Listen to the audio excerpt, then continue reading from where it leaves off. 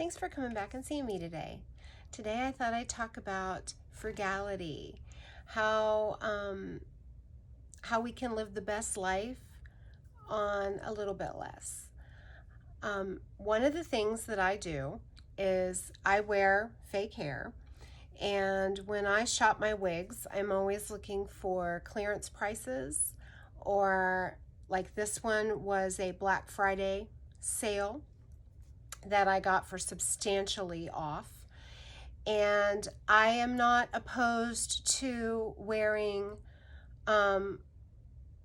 wigs from lesser known manufacturers. You know, I feel like I can make that hair my own. Once you kind of get the hang of wearing fake hair, you can kind of do different things to tweak that hair and make it yours. So even a lesser quality or a lower name brand or something like that, you can still make them look absolutely fabulous. So that's one of the things I do to save money.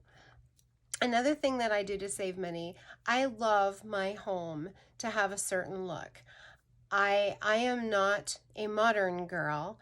I am more of a traditionalist with my decorating, but I also like a little bit of country, a little bit of traditional, and I like ornate frames, and I have in my home only 2 pieces of furniture that I bought brand new. Everything else was either passed down to me as heirlooms from my mother or from my godmother, or I bought them at thrift stores or on Facebook Marketplace. Facebook Marketplace is an amazing outlet for you to find good used quality things. I do a lot of selling on there as well as buying on there. I have sold, handbags and boots. I had Ugg boots that I sold on there, and Clarks and things like that I got a little bit of money back and was able to then purchase something else. I have purchased furniture through Facebook Marketplace. I met a wig sister through Facebook Marketplace, and we share our love of wigs together. And she's local, and I never would have met her without that. So my frugality also led me to a friendship, which was really awesome. I was lucky enough to find a leather sofa a few years back and a wingback chair that a gentleman's father had only purchased 3 months before, and then the father passed. And the gentleman that was selling it, his wife didn't like the furniture. So I got this basically brand new tufted burgundy leather sofa and a matching wingback chair in a burgundy and green brocade cloth for $500. This was a $3,000 sofa that I got for $500. So don't be afraid to go and find, what you're looking for used first. Oftentimes, I have found that part of the joy too in the purchase is my hunt for the best deal. So I can't say enough about Facebook Marketplace. I do like to go to thrift stores. I like antique malls though better. They're kind of like a flea market, only bumped up a little. And so there's varying booths, and you can get a variety of things there. I've bought furniture, I've bought quilts, I have purchased pictures for my walls, mirrors, I have purchased knickknacks, things of that nature. But I've gotten some really terrific deals at the various antique malls. I live in Ohio. I live in Southeast Ohio. And so I've gotten a lot of good deals at some of the various antique malls around my area. In my current town, the one that we had didn't survive COVID, and it closed. But I have neighboring towns that have them, and I love antique malls. I do. There's a really big one in Dayton called Antique Village. When I go visit my son who lives that way, I always try to go over there. It's an awesome antique mall. And I have a lot of fun just kind of looking at treasures. And I think there's something to be said for taking something that's old and that someone else is tired of using and giving it new love. So that's one way that I save some money, and it's also kind of a hobby, and something I enjoy. So it encompasses things. A lot of times I can find furniture pieces that just maybe they need knobs or drawer pulls, or maybe they need refinished. Some of them are not worth refinishing. Some of them just need to be painted and maybe repurposed. But I've done all kinds of things like that. And if you're interested in seeing any of my stuff, I'm happy to show you.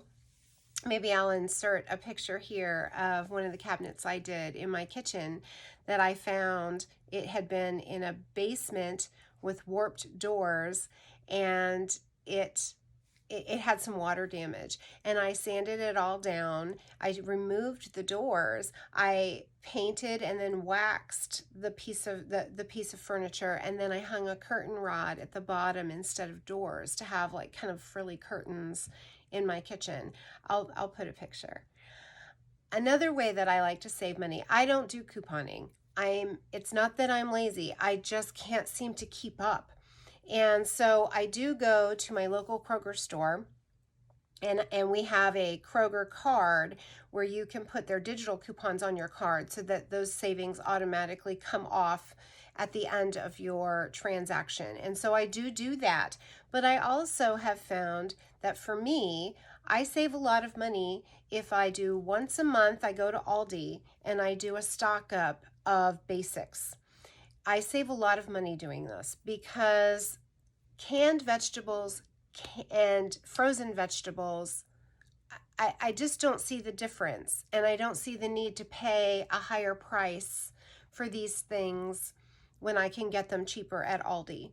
So I do purchase a couple of specialty things from Aldi because we really like a lot of their cheeses that they have. They have some gourmet cheese, like in the one where they have pancetta and things like that. They have some fancier cheeses, and I do like those. And they do have in their freezer section, they have vegetarian Italian meatballs that are to die for. You can throw them in the crock pot with a jar of spaghetti sauce, and you just cook them for a few hours, and boom, you've got meatballs for your spaghetti. And my family loves them, and my family for the longest time didn't even know they didn't have meat in them. But they're not very expensive, and it's a quick and easy dinner, and they're just certain things that I found I like to get at Aldi. So I do a stock up once a month at Aldi. I go to Kroger probably sometimes 3 times a month, normally twice, but that's just because Kroger is where my husband only wants one kind of coffee creamer. He wants sugar-free Coffee Mate French vanilla. So we go there to get it because that's what he likes, and like milk, maybe some eggs, if I need anything like that. But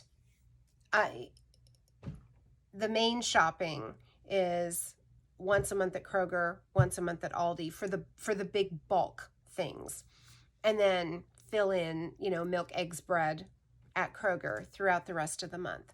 I also go to where I live. We have a butcher that is in an adjacent town, and I go to that meat market and I get most of our meat. I have saved quite a bit of money doing it that way because they'll have rotating specials on different cuts of meat. And like at Christmas time, I always make prime rib for Christmas Eve dinner. It's my husband's favorite thing. It's part of his Christmas gift because he loves it so much. And I got it for $8 a pound, boneless, which is that it was a really good price. And they were just superb cuts of meat. I have a German Shepherd, and I like to get bones. So one of the way that I supplement, and try to be frugal while keeping my dog healthy is that I do buy him, a good quality kibble, but I also make him a lot of homemade wet food. with chicken, with rice, with various vegetables, but then I get these bones from the butcher and I boil them for at a hard boil for roughly 20 to 25 minutes. That broth that it makes a bone marrow broth, and I will add just 4 tablespoons each meal of that broth to my dog's kibble, and he'll eat every piece of kibble like he loves it. He won't eat the kibble without the broth now. And the bones, then he gets 1 bone a week, and he really works at it to get the rest of the marrow out of the middle of the bone, and it gives him something to chew on and give his attention to. And then my son had a brilliant idea that we take a bone he no longer has interest in and we stuff it with peanut butter and put it in the freezer, and then he can have that later if he needs something to keep him busy, because he's only 2 and he's a pistol. But these were, this is one of the ways that we supplement what our dog needs.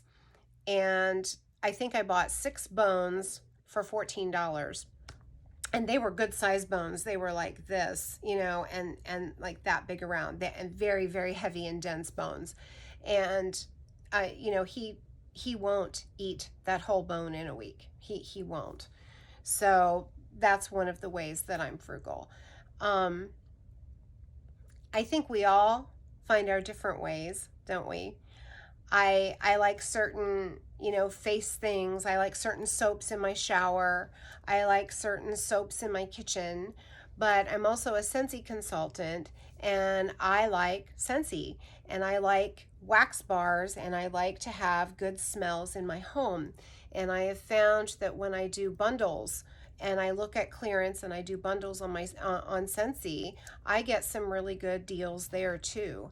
And I like that. A Scentsy wax melt, that scent lasts in my room for well over a week. Like, you can smell it when you leave the home, and then you come back in, you can smell it. It lasts a lot longer than any other I've tried.